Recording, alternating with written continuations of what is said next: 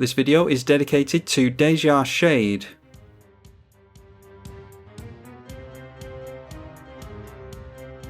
General Ferrous Rokiric versus Kenrith the Returned King, Narset Enlightened Master, and Aeve Progenitor Oooze.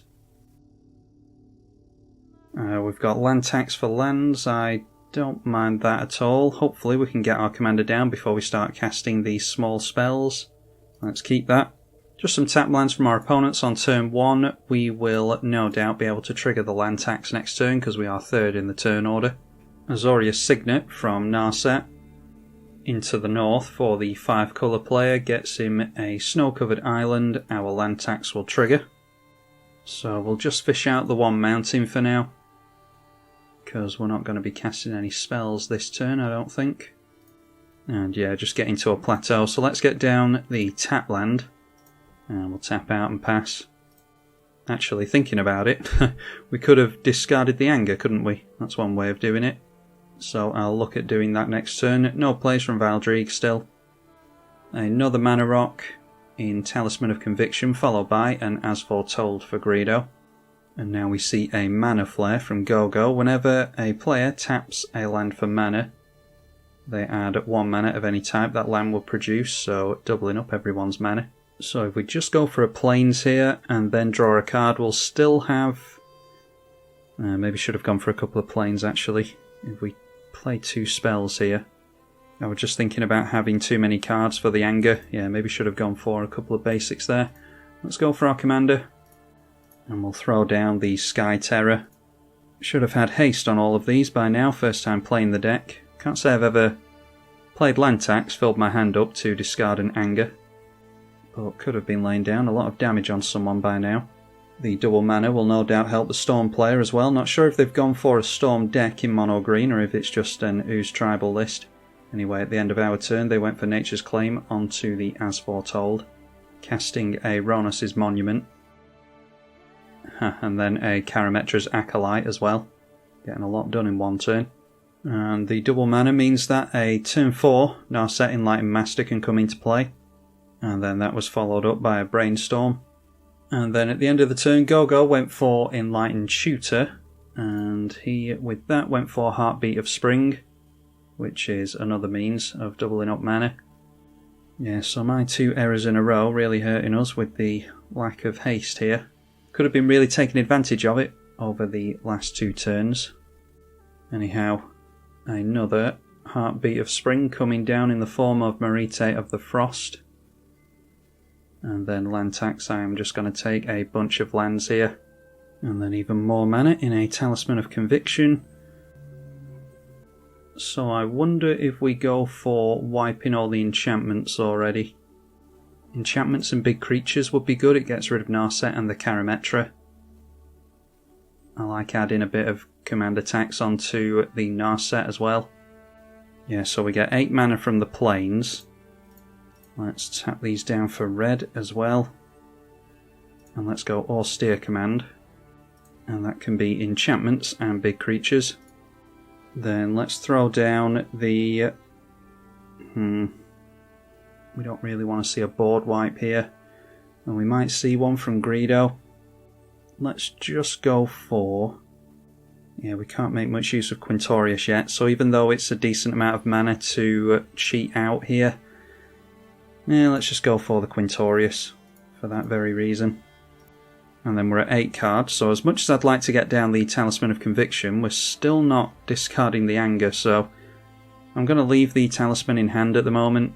Again, being punished by the fact that I haven't got it out before now. And then I'm swinging everything in towards Greedo because I am frightened of Narset. And then finally discarding the anger to hand size at the end of the turn. Selvala, Heart of the Wilds for the mono green player.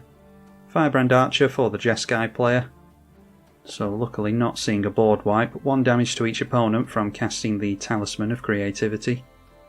And then a Strionic Resonator as well. And Go-Go casting Kenrith the Returned King. And that does have the greatest power amongst creatures, so Selvala will draw Go-Go a card. And that is a Swiftfoot Boots for us, which all adds to Akiri's power and toughness. So I'm just going to play straight into the board wipe, seeing as how people don't seem to be wanting to play board wipes here, I don't think. I'm going to keep the planes count as high as I can as well, because we do have a Mirror of the Sky Ruin in this deck. So we'll play Akiri Lineslinger, make yet another 4/4 golem. And then we would be able to swing in Akiri Lineslinger in at Kenrith, had I been able to get down the Talisman last turn, so yeah, that early misplay really did affect the rest of our turns here. Instead we'll just get down these Swiftfoot Boots, although I don't suppose we need to actually equip the Swiftfoot Boots. It's really a board wipe that we're scared of, so let's go for the Talisman and the Boots regardless. So now Akiri is a 5/3 with First Strike and Menace, and we are pretty much empty-handed, so we really need to be getting into some semblance of other cards here, preferably. Let's take that in at Go-Go. The Flyer can go in at Go-Go as well. We'll take a couple of Golems in at Greedo, and we'll take one in at Valdrieg. Everyone just taking the damage there, still at a fairly decent life total though. Still only turn 5, don't forget. Now the E-Witness has Ronas trigger the Selvala, which ups its power and toughness to a 4/5. And then it taps for mana straight away with E-Witness still on the stack. And the Eternal Witness grabs back the Karametra's Acolyte, which they will be able to cast with that floating mana, which is exactly what they do. Jeskai Ascendancy being played by Greedo, followed by Saheeli, Sublime Artificer. They draw and discard with the Jeskai Ascendancy, and discarding the Cathar's Crusade with that. So maybe not fancying their chances of making a lot of tokens with the Saheeli.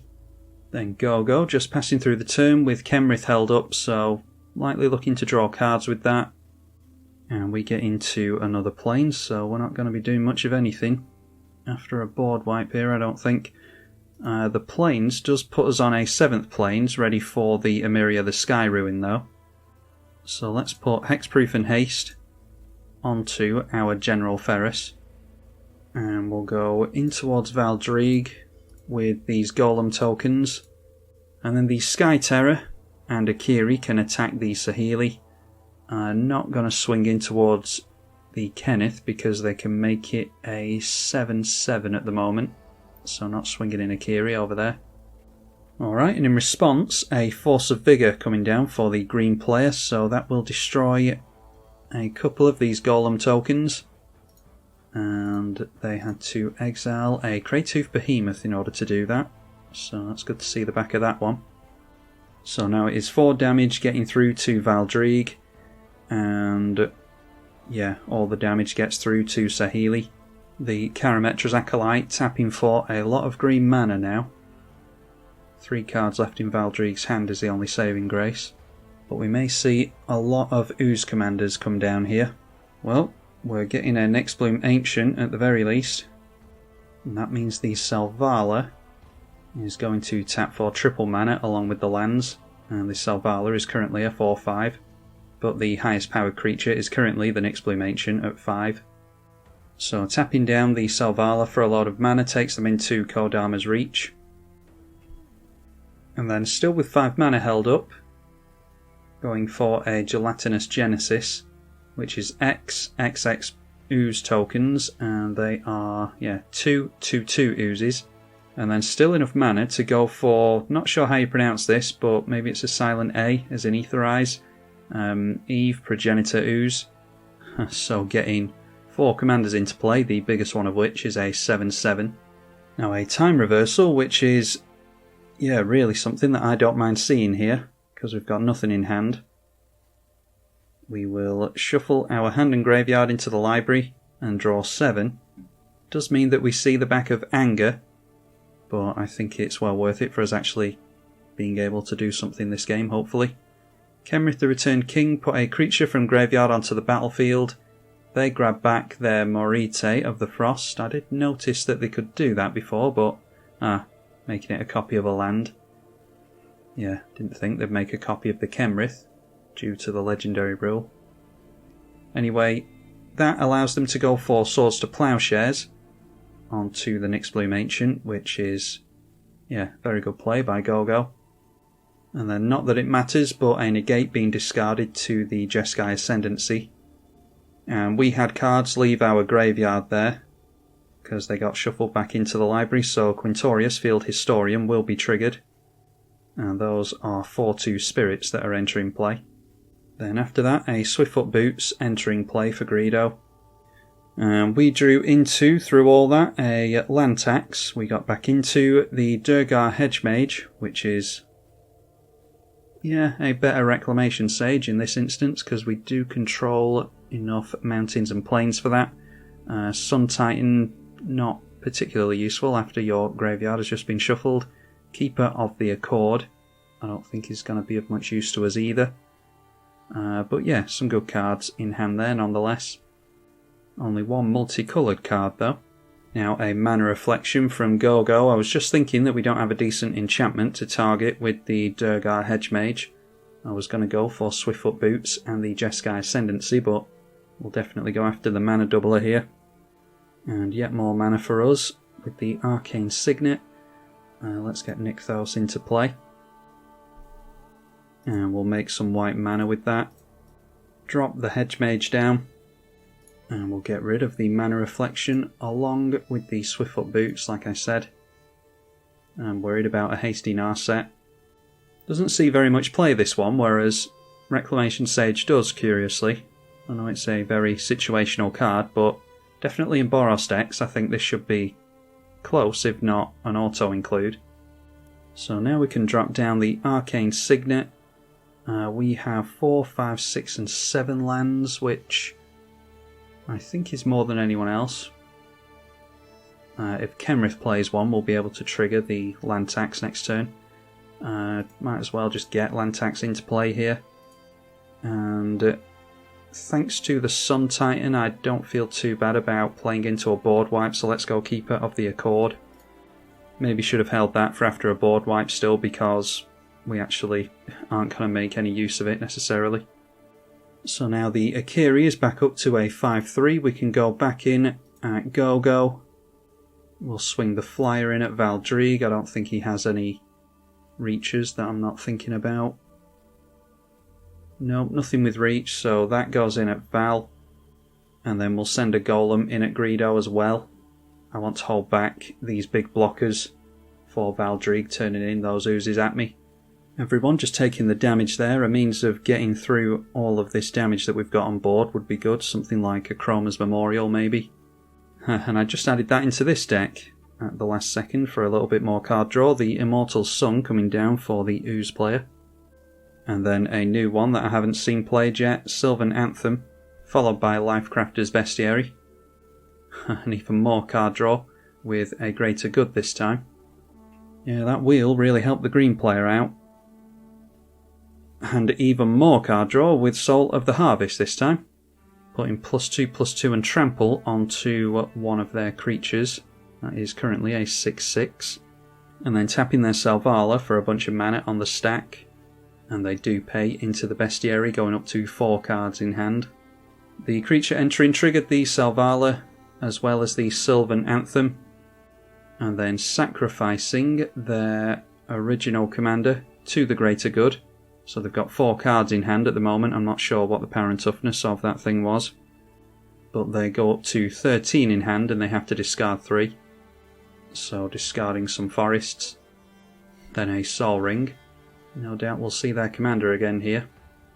Kodama's Reach again. Then Gutter Grime. Whenever a non-token creature you control dies, put a slime counter on it and create an Ooze token with the power and toughness equal to the number of slime counters on it. And there we see their commander again. 8 cards in hand still.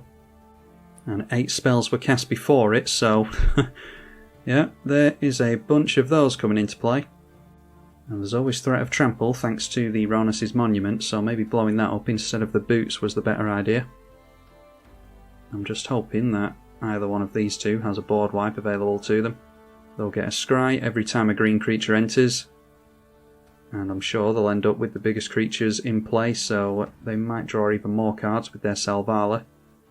Yeah, drawing a card with each one of these that enters. The first one was a 9/9, and then a 10/10, an 11/11, and they are scrying things to the bottom, so I don't know if they're after something in particular or just not seeing things that they like, but whatever it is that they might be after, they're getting closer to it. So after all that, they end up with 16 cards in hand, and the biggest ooze they've got is a 16/16 currently, and they are paying into the bestiary. So 17 cards in hand, and the original commander will enter. They draw a card from Soul of the Harvest this time, as well as the Selvala. And then dropping a Nykthos, Shrine to Nyx, so we're not done with yet. 48 mana they just generated from that. And they're dumping a bunch of mana into that, so maybe we're seeing Genesis Wave here. No, Finale of Devastation, that doesn't give haste, I don't think. Oh yes, it does. Creatures you control gain haste and +X/+X. That is really good, so we're all going down to a bunch of massive ooze tokens here. That assumes that we are not going to have enough blockers, which I don't think we are. So there we are. What is the biggest one here? I think it is this one. Is a 64/64. And they all have haste, don't forget, so we only need to each get hit by one of them. A couple of them have trample, so they're going in at us. So not even putting all of their creatures in the red zone here. Yeah, so maybe getting rid of the Ronas's Monument would have been relevant there, but I don't think so. I think he would have been going wide on us regardless. Let's just block for the fun of it. So we chump block here. The other two have trample, so we'll see how much we go down by. It should be more than enough to get rid of us.